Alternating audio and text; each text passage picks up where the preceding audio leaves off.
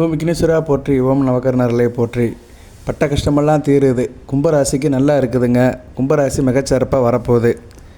அதாவது எப்படின்னா ஒளிபெற்று வரப்போகுது, வீறு கொண்டு நடப்போகுது, உச்சம் தொடப்போகுது, நல்ல அமைப்பாக இருக்க போகுது. அவிட்டம், சதயம், பூரட்டாதி 3 நட்சத்திரத்துக்குமே நல்ல விதமாக பார்க்கப்படுகிறது. சதய நட்சத்திரநாதன் ராகு பகவான் ராசியில் இருந்தாலும் குரு பார்வையில் இருக்கிறாரு. செவ்வாய் அவிட்ட நட்சத்திரநாதன் அடுத்து 9ஆம் தேதி 3ஆம் இடத்துக்கு போகிறார். ராசிக்கு 3ஆம் இடத்துல ஸ்தான பலம் பெறார். மூல திரிகோணம் ஆட்சி பெறுறது மிகச்சிறப்பு தான்.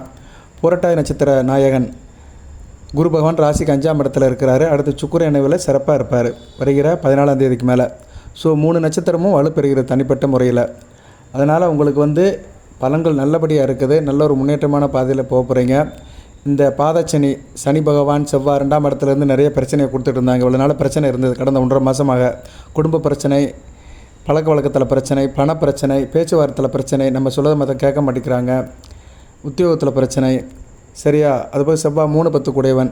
தொழிலில் தடைகள், காரிய வெற்றி இல்லாமல் இருக்கிறது. சில சுணக்கம் இருக்க தான் செஞ்சது, இல்லைன்னு சொல்ல முடியாது. சில விஷயத்தில் பிரச்சனை இருந்தது. இதுக்கு தான் நான் குலதெய்வம் கோயில் வழிபாடு பண்ணணும்னு ஒரு வீடியோ போட்டேன். குலதெய்வம் கோயிலுக்கு இந்த குறிப்பிட்ட நாளில் நீங்கள் போகலாம்னு. அந்த வீடியோ நிறைய பேர் பார்த்தாங்க.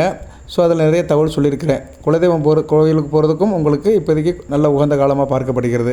குலதெய்வம் கோயிலுக்கு போகிறவங்க இந்த காலகட்டத்தில் போகலாம். ஏன்னா சுக்கிரன் அடுத்து 4, 5ஆம் இடத்துக்கு போகிறாரு. சரியா? நல்ல விதமாக தான் பார்க்கப்படுகிறது. ஜூன் 8ஆம் தேதி வரைக்கும் நீ குலதெய்வம் கோயிலுக்கு நீங்கள் போகலாம். சரியா நேர்களே? அதுக்கு உண்டான நேரங்கள் இருக்குது. சரி, இந்த வீடியோ பதிவில் புதன் சுக்கிரன் நல்ல நிலைமையில் இருக்கிறாங்க. புதன் வருகிற 9ஆம் தேதி ராசிக்கு 4ஆம் இடத்துக்கு போயிடுவார். நல்ல விதமாக பார்க்கப்படுகிறது. 4ஆம் இடத்துல ஆட்சி பெற்ற சுக்கிரன் கூட சேருவார். இது ஸ்ரீபதி யோகம். இந்த யோகம் ஒரு பெரிய யோகங்க. அது கோடிகளாகவும் கிடைக்கலாம், லட்சமாகவும் கிடைக்கலாம், ஆயிரமாகவும் கிடைக்கலாம். உங்கள் அலைகேஷனுக்கு ஏற்ற மாதிரி, ஆர்கனைசேஷனுக்கு ஏற்ற மாதிரி. குறிப்பாக மே 9ஆம் தேதியிலிருந்து மே 14ஆம் தேதி வரைக்கும் நல்லா இருக்கும். ஒரு 6 நாட்கள் நல்ல விதமாக இருக்கும், அற்புதமாக இருக்கும். மே 9 டு மே 14 கும்பராசிக்கு மிகச்சிறப்பாக இருக்கும். ராசிக்கு 5, 8 கூடையவனும், ராசிக்கு 4, 9 கூடையவனும் சேர்ந்து இருக்கிறாங்க. சரியா? ராசிக்கு பஞ்சமாதிபதியும், சுகஸ்தானாதிபதியும், பாக்கியாதிபதியும், அட்டமாதிபதியும் சேர்ந்து இருக்குது. மிகச்சிறப்பாக பார்க்கப்படுகிறது. நல்லா இருக்கும்.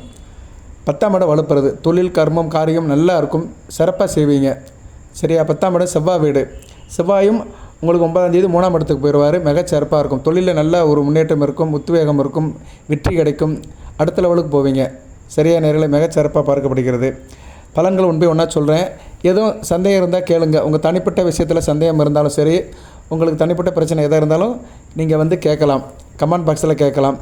என்னென்ன செக் பண்ணுறாங்க, வாட்ஸ்அப் நம்பருக்கு அணுகலாம். இப்போ உங்களுக்கு தசாபுத்தி நடக்கும்.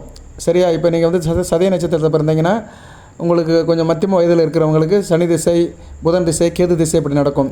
அதில் எதுவும் பிரச்சனை இருந்தாலும் கேட்கலாம். சனி திசையில் கேது புத்தி, கேது திசையில் சனி புத்தி, இப்படி சில பேருக்கு தசையில் சில பிரச்சனைகள், உங்களுக்கு என்ன பிரச்சனை, என்ன தசை, அதெல்லாம் கொஞ்சம் தெளிவாக கேட்டிங்கன்னா பதில் சொல்லுவேன் நான்.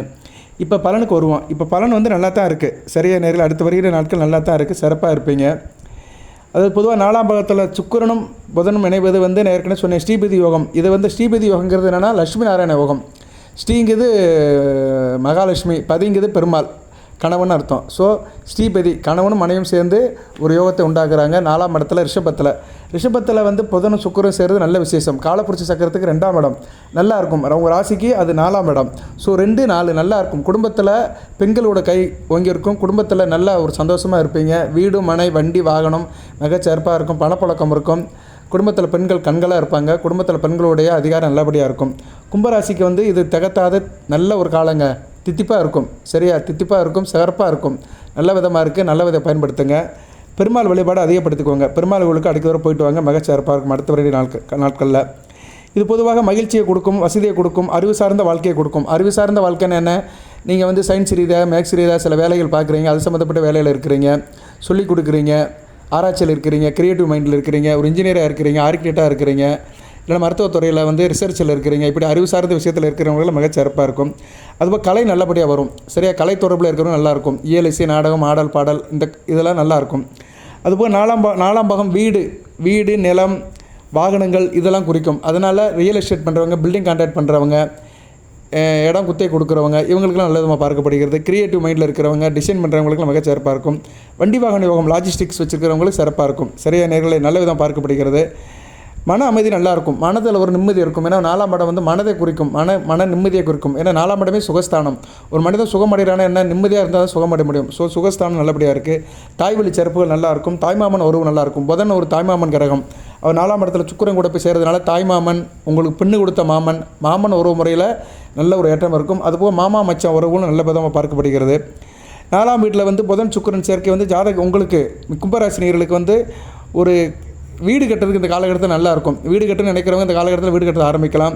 இல்லைனா வீட்டுக்கு எதுவும் இன்டீரியர் டெக்கரேஷன் பண்ணுறது, வீடு சம்மந்தப்பட்ட காரியங்களை செய்யலாம். சரியா, சொந்த வீடாக இருந்தாலும் சரி, வாடகை வீடாக இருந்தாலும் சரி, ஏதாவது வீடு சம்மந்தப்பட்ட காரியங்கள் நீங்கள் சிறப்பாக செய்யலாம். விவசாயம் நல்லாயிருக்கும். சரியா, விவசாயம், தோட்டம் தொரவு இதெல்லாம் நல்லாயிருக்கும். குறிப்பாக புன்சை பயிர் செய்கிறவங்களுக்கு நல்லாயிருக்கும். கம்பு, மக்காச்சோளம், கேப்பை போட்டவங்களுக்குலாம் இந்த காலகட்டம் நல்லாயிருக்கும்.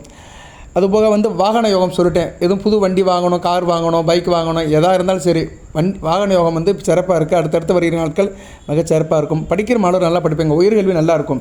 கணித சம்மந்தப்பட்ட படிப்பு நல்லாயிருக்கும். சரியா, அது குறிப்பாக ஆர்டிஃபிஷியல் இன்டெலிஜென்ஸ், ஐடி படிக்கிறவங்க, இன்ஃபர்மேஷன் டெக்னாலஜி இவங்களுக்குலாம் மிகச்சிறப்பாக இருக்கும். தகவல் தொழில்நுட்பம்லாம் மிகச்சிறப்பாக இருக்கும். அதில் வேலை பார்க்குறவங்களாம் கொடிக்கட்டி பறப்பாங்க. சாஃப்ட்வேர் இன்ஜினியர், கம்ப்யூட்டர் சம்மந்தப்பட்டவங்க, சிஸ்டம் ரிலேட்டடாக இருக்கிறவங்க, சரியா, நுண்கலை சம்மந்தப்பட்டமாக இருக்கிறவங்களுக்கு நல்லாயிருக்கும். சரியா, எதுலேயும் மைனூட்டாக நுட்பமாக இருப்பீங்க, நல்லா இருப்பீங்க. புதிய விஷயத்தை கற்றுக்கணும்னு நினைப்பீங்க. நல்லா ஏர்னிங் பண்ணணும், நல்லா செய்யணும் அப்படின்னு நல்ல ஒரு விதமாக இருப்பீங்க. நல்ல பலன்கள் இருக்கும். சரியா, அறிவு சார்ந்த விஷயத்தில் நல்லா இருப்பீங்க. எஜுகேஷனில் டெஸ்ட்டு வச்சுருக்கிறவங்க, கல்வி வரக்கட்டில் வச்சுருக்கிறவங்க, டியூட்டோரியல் காலேஜ் எடுத்துருக்கிறவங்க, டியூஷன் சொல்லிக் கொடுக்குறவங்களுக்குலாம் மிக சிறப்பாக இருக்கும். கல்வி அறக்கட்டளை சம்மந்தப்பட்டவங்களுக்குலாம் மிக நல்லாயிருக்கும். தாய்வழி சிறப்பும் இருக்கும். தாய்மாமனோட உறவு நல்லாயிருக்கும். தாய்வழி சொந்த பந்தங்கள் நல்லபடியாக வச்சுக்கிடுவாங்க. நல்ல விதமாக பார்க்கப்படுகிறது. அதுபோல் க்ரியேட்டிவ் மைண்டே இருப்பாங்க. படைப்பாளிகளுக்கு நல்லாயிருக்கும். படைப்பாளிகள்லாம் நிறைய சொல்லலாம். ஃபோட்டோகிராஃபி, ஃபிலிம் இன்ஸ்டியூட்டு, அலங்காரம் பண்ணுறவங்க, மேக்கப் பண்ணுறவங்களுக்குலாம் மிகச்சிறப்பாக இருக்கும். பியூட்டி பார்லர் வச்சுருக்கவங்களும் சூப்பராக இருக்கும். சரியா நேர்களே, இந்த காலகட்டம் மிகச்சிறந்த காலகட்டமாக பார்க்கப்படுகிறது. அந்த தொழில் இல்லைனா அந்த தொழிலில் உத்தியோகம், தொழிலுங்கிறது என்ன, நம்ம சொந்தமாக வச்சுருக்கிறது, உத்தியோகங்கிறது சம்பளத்துக்கு வேலை பார்க்குறது, வாட்டர் மேபி அது சம்மந்தப்பட்ட தொழிலில் இருக்கிறவங்களுக்கு நல்லாயிருக்கும். அடுத்த வரையினே நாட்கள் நல்லாயிருக்கும். வருகிற 9ஆம் தேதியிலேருந்து மிகச்சிறப்பாக இருக்கும். 9ஆம் தேதியிலேருந்து ஜூன் 8ஆம் தேதி வரைக்கும் நல்லாயிருக்கும். சரியா, புதன் சுக்கிரன் அடுத்தடுத்து ராசிக்கு 4, 5ஆம் இடத்துக்கு போய் குருவை சுபத்துவப்படுத்துகிறாங்க. ஸோ ராசிக்கு 4, 5ஆம் இடம் வந்து நல்லா இருக்குது. சுகஸ்தானம், பஞ்சமஸ்தானம் நல்லா இருக்கிறதுனால, ஒரு கேந்திர கோணங்கள் வலுப்புறதுனால நல்லபடியாக இருப்பீங்க. ராசிக்கு வந்து 10, 11ஆம் இடம் வலுப்பதுனால தொழிலில் நல்ல லாபம் இருக்கும், ப்ராஃபிட் இருக்கும். மாதம் வந்து பணத்தை ரெடி பண்ணுவீங்க. பணம் கோடிக்கணக்கில் கொட்ட போகுது. சரியா, நல்ல விதமாக பார்க்கப்படுகிறது. பணம் பல வகையில் வரும். சொத்து பத்தெல்லாம் சேரும். சரியா நேரில், சீபதி யோகம், பணம் சொத்து பத்தெல்லாம் சேரும். நான் அப்படி தான் தம்மையில் போடுவேன். சரியா, கொடீஸ்வர யோகத்தை கோடிகளை கொடுக்கும் ஸ்ரீபதி யோகம், பணம் சொத்து பத்து சேரும் அப்படின்னு தம்மையில் போடுறேன். பாருங்கள், கோடிகள் எல்லாத்துக்கும் கிடைக்குமா சார்னா கிடைக்காது. கோடிகளை குவிக்கும் ஸ்ரீபதி யோகம், பணம் சொத்து பத்து சேரும், ரைட் நேரில் இப்படி தான் தம்மையில் போடுவேன். பாருங்கள், எது சந்தேகம் இருந்தால் கேளுங்க. அது குறிப்பாக வந்து ஜனன ஜாதகத்தில் புதன் சுக்கிரன் இணைந்து இருக்கிறவங்க, பொதுவாக புதன் சுக்கிரன் இணைஞ்சு தான் போவாங்க. கேந்திரத்துலலாம் வர மாட்டாங்க, முன்பின் இருக்கட்டத்தில் இருப்பாங்க. புதன் சுக்கிரன் வந்து குறிப்பாக மிதுனம், கன்னி, ரிஷபம், துலாம், மகர, கும்பம், தனுசு, மீனம் இது மாதிரி இடத்துல இருக்கிறவங்களுக்கு நல்லாயிருக்கும். மீனத்தில் வந்து புதனும் சுக்கிரனும் சேர்ந்து இருக்கணும். புதன் தனித்து இருந்தாலும் நீசமாக போயிடுவார். மற்ற இடத்துல இருக்கலாம், தனித்து இருக்கலாம். நான் சொன்ன மாதிரி மிதுனத்தில் புதன் சுக்கிரன் இருக்கலாம், அல்லது வந்து கன்னியில் இருக்கலாம், துலாமில் இருக்கலாம், ரிஷபத்தில் இருக்கலாம், மகர, கும்பம் இதில் சேர்ந்து இருக்கலாம். ஏன்னா தனிச்சு இருந்தாலுமே 2 பேருமே பக்கத்தில் தான் இருப்பாங்க. சரியா, அதனால் ஜனன ஜாதகத்துக்கு அடுத்த பார்த்துக்கோங்க. வாட்டர் மேபி இப்போ 2 பேரும் சேர்ந்து இருக்கிறாங்க. 9/5 மே 9ஆம் தேதியிலேருந்து மே 14ஆம் தேதி வரைக்கும் 2 பேரும் சேர்ந்து இருக்கிறது நல்ல யோகம். சரியா, சிறப்பாக இருக்கும் உங்களுக்கு. அந்த 6 நாட்கள் அருமையாக இருக்கும், அற்புதமாக இருக்கும். அற்புதங்களை நிகழ்த்தும் 6 நாட்கள் நல்லா சிறப்பாக இருக்கும், பார்க்கப்படுகிறது. நல்லபடியாக ஃபீல் பண்ணுங்கள். நான் சொன்ன வழிபாடு அதிகப்படுத்திக்கோங்க. பெருமாள் கோவிலுக்கு போங்க. ஒன்று வெள்ளிக்கிழமை போங்க அல்லது புதன்கிழமை போங்க. சரியா, பெருமாள் கோவிலுக்கு போய்ட்டு தாயாரும் பெருமாளை கும்பிட்டு வந்தீங்கன்னா மிக சிறப்பாக இருக்கும்.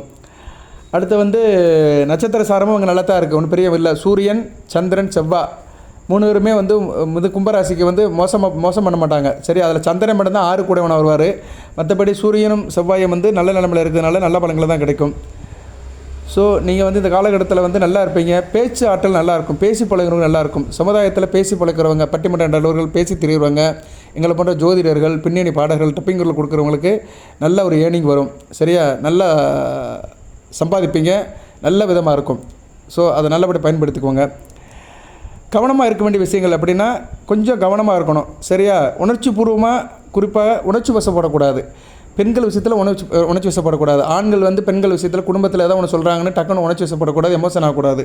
பெண்கள் ஒன்று சொல்லிட்டாங்கன்னா அதை கேட்டுட்டு சரியாக போயிடணும். சரியா நேரில். ஏன்னா புதன் வந்து உங்கள் ராசிக்கு வந்து 8 கூடியவன். அவன் 4ஆம் இடத்துல சுக்கிரன் கூட சேர்ந்துருக்கிறாரு. சுக்கிரன் வந்து எப்போயுமே கும்பராசியை கெடுக்க மாட்டார்.